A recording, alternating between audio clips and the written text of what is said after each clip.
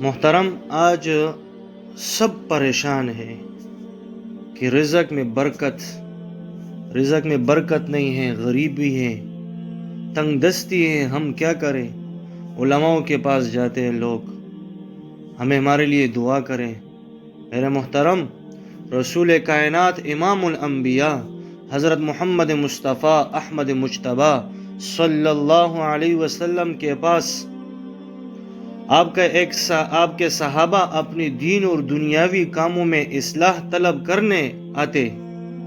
آپ صلی اللہ علیہ وسلم انہیں کوئی مبارک عمل تعلیم فرما دیتے، اس کے کرنے سے اللہ تبارک و تعالی ان کے لیے آسانی کی راہ کھول دیتا۔ ایسی ہی ایک صحابی اپنی کیفیت آقا نامدار حضرت محمد مصطفیٰ صلی اللہ علیہ وسلم کے دربار میں بیان فرما رہے ہیں، اور پیارے آقا صلی اللہ علیہ وسلم اسے ایک پاکیزہ عمل بتا رہے ہیں۔ آپ بھی توجہ فرمائیں، میرے محترم، آپ توجہ فرمائیں، دھیان سے سنیں، شاید کہ آپ کا بھی کام بن جائے۔ حضرت ابن عمر رضی اللہ تعالی عنہما بیان کرتے ہیں کہ ایک آدمی نے رسول خدا صلی اللہ علیہ وسلم کی خدمت میں حاضر ہو کر عرض کیا کہ یا رسول اللہ، دنیا نے مجھ سے منہ پھیر لیا ہے۔ آپ صلی اللہ علیہ وسلم نے فرمایا، تم فرشتوں کی نماز اور مخلوق کی تسبیح کیوں غافل ہو؟ فرشتوں کی نماز اور مخلوق کی تسبیح سے کیوں غافل ہو؟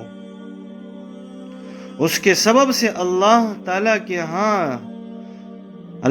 کے ہاں سے رزق ملتا ہے۔ پھر آپ نے اس کو یہ تسبیح بتائی، سبحان اللہ و بحمدہ، سبحان اللہ العظیم، استغفر اللہ۔ فرمایا اس کو طلوع فجر کے بعد 100 مرتبہ پڑھو، دنیا تمہارے پاس ذلیل ہو کر آئے گی۔ پھر وہ آدمی چلا گیا، کچھ دن گزر گئے، پھر حضور صلی اللہ علیہ وسلم کی خدمت اقدس میں حاضر ہو کر عرض کرنے لگا، اے اللہ کے رسول صلی اللہ علیہ وسلم، اب تو میرے پاس اتنی دولت آ گئی کہ اسے رکھنے کی جگہ ہی میرے پاس نہیں۔ سبحان اللہ۔ یہ وہ آدمی تھا جو اپنے تنگ دستی بیان کر رہا تھا آپ صلی اللہ علیہ وسلم کے سامنے۔ پھر جب آپ صلی اللہ علیہ وسلم نے وظیفہ دیا، اب فرما رہے کہ میرا پاس رکھنے کی جگہ نہیں ہے۔ اس مبارک عمل کی پاکیزہ اثرات آپ نے دیکھ لیے۔